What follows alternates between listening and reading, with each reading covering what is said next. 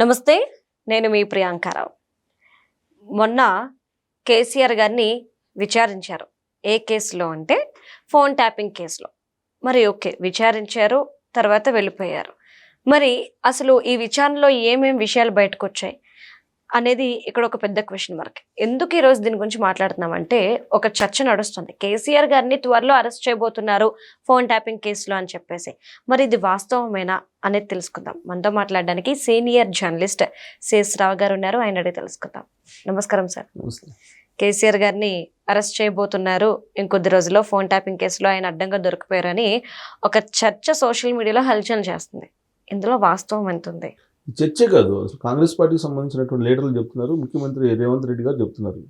అనేక సందర్భాల్లో చెప్పారు కదా, కేసులు ఉన్నాయి, మేము అరెస్ట్ చేస్తామని చెప్పి. కానీ ఇంతవరకు అరెస్ట్ చేయలేదు.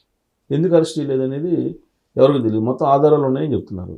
ఫోన్ ట్యాపింగ్ కేసులో పక్కా ఆధారాలు ఉన్నాయని చెప్పే కదా కేసీఆర్ గారిని విచారణకు పిలిచింది. మరి అరెస్ట్ చేయలేదు ఎందుకు అని అంటే, రాజకీయ కోణం నుంచి చూస్తే ప్రస్తుతం మున్సిపల్ ఎలక్షన్స్ జరుగుతున్నాయి కాబట్టి అది సింపతి వస్తే కనుక మున్సిపల్ ఎలక్షన్స్లో నష్టపోతాం అనేటువంటి ఉద్దేశంతో కాంగ్రెస్ పార్టీ వాళ్ళు అరెస్ట్ జోలికి వెళ్లకుండా, విచారణ జోలికి కూడా వెళ్లకుండా ప్రస్తుతం ఆయన హోల్డ్ చేశారు అనేది ఒకటి వినిపిస్తుంది. సరే, ఎప్పుడు అరెస్ట్ చేస్తారు? అసలు అరెస్ట్ చేసే అవకాశం ఉందా అని అంటే, ఎలక్షన్ తర్వాత ఈ కేసుకు సంబంధించి మొత్తం ఆధారాలు ఉన్నాయి, అరెస్ట్ చేస్తామని చెప్పేసి నిన్నగాక మొన్న రేవంత్ రెడ్డి గారు మున్సిపల్ ఎన్నికల ప్రచార సభలో ఆయన చెప్తూ ఉన్నారు.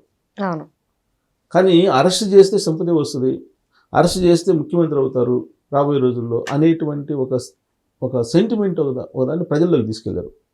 కానీ ఈ సెంటిమెంట్ కరెక్ట్ కాదు అని చెప్పి మనం ఉదాహరణకి రీసెంట్గా జరిగిన ఎలక్షన్స్ని తీసుకోవచ్చు. ఇప్పుడు కవిత గారు ఉన్నారు. కవిత గారు తీహార్ జైలుకి వెళ్ళారు లిక్కర్ స్కామ్లో. వెళ్ళినప్పుడు వెళ్ళక ముందు జరిగినటువంటి ఎన్నికలను కనుక మనం తీసుకుంటే, అప్పుడు లిక్కర్ స్కామ్ ఎప్పుడు బయటకు వచ్చింది? 2023 ఎలక్షన్కి ముందు బయటకు వచ్చింది కదా, అసెంబ్లీ ఎలక్షన్ ముందు బయటకు వచ్చింది. అప్పటికి ఈవిడ్ని విచారించి వెళ్ళిపోయారు. ఈడీ వాళ్ళు, సిబిఐ వాళ్ళు వచ్చారు, విచారించారు, వెళ్ళిపోయారు. బట్ అరెస్ట్ చేయలే, అరెస్ట్ చేయలే. సో ఆ తర్వాత ఎలక్షన్ జరిగింది. ఎలక్షన్లో కాంగ్రెస్ పార్టీ అధికారంలోకి వచ్చింది. బీజేపీ వాళ్ళకి అసలు ఏం రాలేదు. కారణం ఏంటి? బీజేపీ వాళ్ళు అరెస్ట్ చేయకుండా వదిలిపెట్టారు ఈవిడ్ని. ప్రజలందరూ తెలంగాణ సమాజం మొత్తం నమ్మింది. ఎందుకు? ఆ రోజు కాంగ్రెస్ పార్టీ ప్రతిపక్షంలో ఉంది. సో కాబట్టి అరెస్ట్ చేయాల్సింది ఎవరు? కేంద్ర గవర్నమెంట్, కేంద్ర ప్రభుత్వంలో ఉండేటువంటి వాళ్ళు సీరియస్గా తీసుకుంటే అరెస్ట్ అవుతారు. ఎందుకనంటే, ఈ మాట ఎందుకంటున్నా, కేజ్రీవాల్ని, సిసోడియాని అదే కేసులో అరెస్ట్ చేశారు కదా. మరి ఈవిడ్ని సిసోడియాని అప్పటికే అరెస్ట్ చేశారు. మరి ఈవిడ్ని ఎందుకు అరెస్ట్ చేయలేదు అనేటువంటి ప్రశ్న వచ్చినప్పుడు ప్రజలందరూ కూడా బీజేపీ దొంగనాటకం ఆడుతుంది అనేటువంటి ఒక అభిప్రాయానికి వచ్చి ఉండొచ్చు. అందుకే 23 ఎన్నికల్లో మీకు వాళ్ళకి ఎమ్మెల్యేలు రాలి. అసలు యాక్చువల్గా కింగ్ మేకర్ అవుదాం అనుకున్నారు అసెంబ్లీలో బీజేపీ వాళ్ళు. కింగా లేదా కింగ్ మేకరా, ఇదే కదా వినిపించింది. కింగ్ లేదు, కింగ్ మేకర్ లేదు, రెండు పోయింది. అంటే బీఆర్ఎస్ పార్టీ, బీజేపీ రెండు ఒకటే అని చెప్పి నమ్మింది తెలంగాణ సమాజం. అందుకే కాంగ్రెస్ పార్టీకి అధికారం వచ్చింది. ఇది క్లియర్ 2023 ఎలక్షన్. సరే, 2023 ఎలక్షన్ తర్వాత ఏం చేశారు? కవిత గారిని అరెస్ట్ చేశారు, అవునా? అరెస్ట్ చేసిన తర్వాత వచ్చినటువంటి ఎలక్షన్స్ ఏంటి? 2024 లోక్సభ ఎన్నికలు.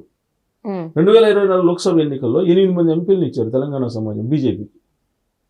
అంటే అరెస్ట్ చేస్తే ఇచ్చారు, ఓట్లు వేశారు. బీజేపీ వాళ్ళు అరెస్ట్ చేశారు, లిక్కర్ స్కామ్లో ఉంది కవిత అని చెప్పి నమ్మి తెలంగాణ సమాజం శభాష్ మంచి పని చేశారని చెప్పి 8 మంది ఎంపీలు ఇచ్చారు. మరి ఎమ్మెల్యేలు 8 మంది ఎక్కడ, ఎంపీలు 8 మంది ఎక్కడ? 8 మంది ఎంపీలు అంటే ఎంతమంది రావాలి? దాదాపు 50-60 మంది గెలవాలి. ఇది ఎమ్మెల్యేలు. అంటే కవితని అరెస్ట్ చేయలేదు అనేటువంటి కోపంతో బీజేపీకి దూరంగా ఉన్నారు 23 ఎన్నికలు. 24 ఎన్నికలకు వచ్చేసరికి అరెస్ట్ చేశారు కాబట్టి అనుకూలంగా చేశారు, అంతేనా? అలాగే ఇప్పుడు ఈ కేసులో ఇప్పుడు ఫోన్ ట్యాపింగ్ కేసులో కేసీఆర్ గారిని అరెస్ట్ చేస్తామని చెప్పేసి అనడం కాదు. కేసీఆర్ గారిని అరెస్ట్ చేయకపోతే నష్టపోయేది అధికారంలో ఉన్నటువంటి పార్టీ. ఏ పార్టీ ఇప్పుడు అధికారంలో ఉంది? కాంగ్రెస్ పార్టీ. ఇప్పుడు ఆల్రెడీ కేటీఆర్ గారిని విచారించారు, హరీష్ రావు గారిని విచారించారు ఫోన్ ట్యాపింగ్ కేసులో, ప్రభాకర్ రావు గారు ఎస్ఐబి ఆయన్ని విచారించారు, అలాగే రాధాకృష్ణరావు గారిని విచారించారు, ప్రణీత్ రావుని విచారించారు, అనేక మంది రావులని అందరినీ విచారించేశారు. విచారించి మొత్తం వాంగ్మూలాన్ని తీసుకొని ఈ వాంగ్మూలం ప్రకారం కేసీఆర్ గారు చెప్తేనే ఫోన్ ట్యాపింగ్ జరిగింది అనేది వీళ్ళు కాంగ్రెస్ పార్టీ వాళ్ళు చెప్తున్నారు. అందుకే ఎవిడెన్స్లు అన్నీ ఉన్నాయి. ఈ ఎవిడెన్స్ల ప్రకారం ఆయన అరెస్ట్ చేస్తాం, ఇదిగో అరెస్ట్ అని చెప్తున్నారు. కేటీఆర్ గారు ఏమంటున్నారు? లొట్ట పీసులు కేసులు పెట్టారు, ఇవన్నీ బోగస్ కేసులు, రాజకీయ కక్ష తీర్చుకోవడానికి పెట్టారు, ఇది ఒక కేసా అంటున్నారు. నిజంగా మా ఎవిడెన్స్ ఉంటే అరెస్ట్ చేయి అంటున్నారు. అంటే నువ్వు అరెస్ట్ చేయట్లేదంటే తెలంగాణ సమాజం ఏమనుకుంటుంది? అంటే ఇదంతా నిజంగానే బీఆర్ఎస్ పార్టీ చెబుతున్నట్టు రాజకీయ పరంగా కక్ష తీర్చుకునేటువంటి కేసులే అని చెప్పి అనుకోవడానికి అవకాశం ఉంది కదా. రీసెంట్గా కాంగ్రెస్ పార్టీ అనుకుందంటే జూబ్లీహిల్స్ ఎన్నికల్లో గెలిపించారు కాబట్టి మున్సిపల్ ఎన్నికల్లో కూడా గెలవచ్చు అనుకుంటుంది. అలాగే లోకల్గా పంచాయతీ ఎలక్షన్లు జరిగినాయి. ఈ పంచాయతీ ఎలక్షన్లో కూడా ఎక్కువ మందిని కాంగ్రెస్ పార్టీ గెలుచుకుందని చెప్పి అనుకుంటున్నారు. కానీ పంచాయతీ ఎలక్షన్స్కి మున్సిపల్ ఎలక్షన్స్కి చాలా తేడా ఉంది. పంచాయతీ ఎలక్షన్స్ వితౌట్ సింబల్ జరుగుతాయి, పార్టీ సింబల్ ఉండదు పంచాయతీ ఎలక్షన్కి. కానీ మున్సిపల్ ఎలక్షన్కి పార్టీ సింబల్ ఉంటుంది. కాంగ్రెస్ పార్టీ సింబల్ ఉంటుంది, బీఆర్ఎస్ పార్టీ సింబల్ ఉంటుంది. సింబల్ ఆధారంగా ఎన్నికలు జరుగుతాయి. అంటే పార్టీ పరంగా జరిగేటువంటి ఎలక్షన్స్ ఇవే కాంగ్రెస్ పార్టీ అధికారంలోకి వచ్చిన తర్వాత. అంతకుముందు బై ఎలక్షన్ జరిగినాయి, జూబ్లీహిల్స్ బై ఎలక్షన్, అలాగే కంటోన్మెంట్ జరిగింది, అది వేరు ఎమ్మెల్యేలకు సంబంధించి. కానీ ఇప్పుడు పార్టీ సింబల్ ప్రకారం జరుగుతున్నాయి. ఇక్కడ ఏ మాత్రం కాంగ్రెస్ పార్టీ కనుక సానుకూలమైనటువంటి ఫలితాలు రాకపోతే వీళ్ళు దొంగ కేసులు పెట్టారని చెప్పి తెలంగాణ సమాజం నమ్ముతున్నట్టే భావించాలి. అందుకే ఈ ఫలితాల తర్వాత ఒకవేళ ప్రతికూలంగా వస్తే కేసీఆర్ గారిని అరెస్ట్ చేసే అవకాశం ఉంది కాంగ్రెస్ పార్టీ. ప్రతికూలంగా వస్తే అవకాశం ఉంది, కానీ చేస్తారు లేదా డౌట్. అంతే, ప్రతికూలంగా వస్తే. అంటే నేను ఆ మాట ఎందుకు చెప్తున్నానంటే ఇప్పుడు కాంగ్రెస్ పార్టీకి ఉండే రాష్ట్ర నాయకత్వం ఏదైతే ఉందో, రాష్ట్ర నాయకత్వం అరెస్టుల విషయంలో నిర్ణయం తీసుకునే అవకాశం లేదు. తుది నిర్ణయం తీసుకోవాలంటే ఢిల్లీ ఆదేశం కావాలి. ఢిల్లీ ఆదేశం ఉంటేనే తుది నిర్ణయం తీసుకుంటారు. కానీ ఢిల్లీ వాళ్ళ ఆలోచన ఏంటి? రాబోయేటువంటి రోజుల్లో ఎవరితోటి ఏం అవసరం వస్తుందో, కేసీఆర్ గారితో బీఆర్ఎస్ పార్టీతో అవసరం రావచ్చాము, చూసి చూడనట్టు ఏదో విచారించిన వదిలిపెట్టండి అని చెప్పొచ్చాము. అంతే కదా. ఇప్పుడు కాళేశ్వరం ప్రాజెక్టు ఏమైంది? సాక్షాత్తు రాహుల్ గాంధీ గారు కాళేశ్వరం ప్రాజెక్టు దగ్గరికి వచ్చి 2023 అసెంబ్లీ ఎన్నికలకు ముందు కాళేశ్వరం అవినీతి జరిగింది, ఈ మొత్తం 1,00,000 కోట్ల రూపాయలు తగలబెట్టారు, ఇక్కడ ఏదైతే అవినీతికి అక్రమాలకు పాల్పడ్డారో వాటన్నిటిని మేము రికవరీ చేసి తెలంగాణ ప్రజలకు పంచుతామని చెప్పి ఆయన అనౌన్స్ చేశారు. మరి ఏమైంది? విచారించారు, సిఐడి విచారించి ఆ కేసు మొత్తాన్ని తీసుకెళ్ళి సిబిఐకి అప్పచెప్పారు. సిబిఐ ఆఫీసరు ఒకసారి ఏమో వచ్చినట్టున్నాడు, అది పంపించగానే ఆయనకు బాగాలేదని వెళ్ళిపోయాడు. విచారణకు కూడా పిలవాలి అసలు. మళ్ళీ దాని జోలికి వెళ్ళాలి ఇంతవరకు. ఇప్పుడు మళ్ళీ ఫోన్ ట్యాపింగ్ కేసు నడుస్తుంది. కొన్ని రోజులు ఈ ఫార్ములా రేస్ కారు ఒకటి నడిచింది, ఇప్పుడు ఫోన్ ట్యాపింగ్ కేసు నడుస్తుంది.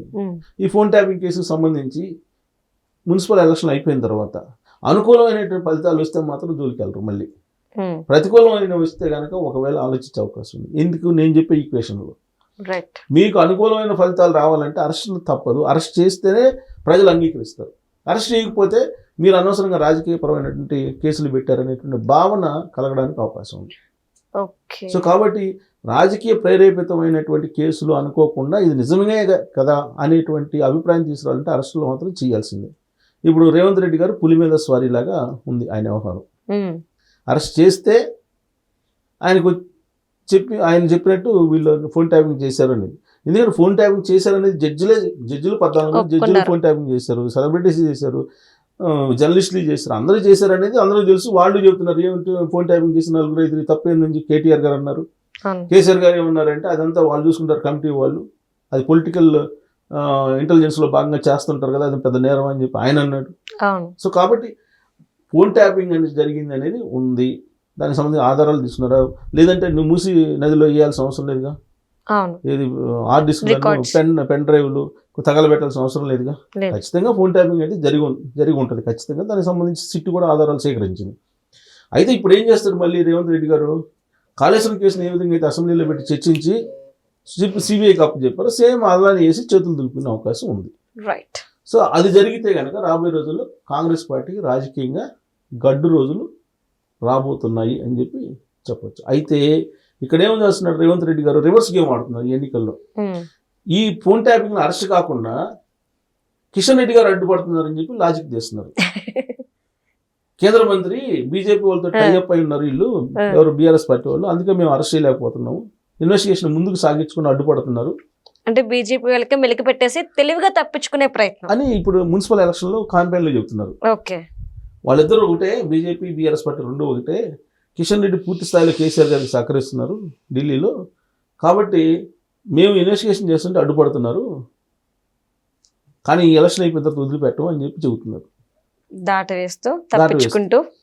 సో ఇది ప్రజలు గమనిస్తుంటారు, రైట్, ఏంటి నిజం ఏది అబద్ధం అనేది. రైట్. సో అది స్పష్టత వచ్చింది అనుకోండి ప్రజలకి. 2023 ఎన్నికల్లో బీఆర్ఎస్ పార్టీని ఇంట్లో కూర్చోబెట్టారు ఫామ్ హౌస్లో. 2024 ఎన్నికల్లో బీజేపీని తలకెత్తుకున్నారు, ఆదరించారు. ఇప్పుడు కాంగ్రెస్ పార్టీని ఆదరిస్తారా లేదా అనేది రాబోయే రోజుల్లో మన మున్సిపల్ ఎలక్షన్లో తెలియబోతుంది. Right. Thank you so much sir.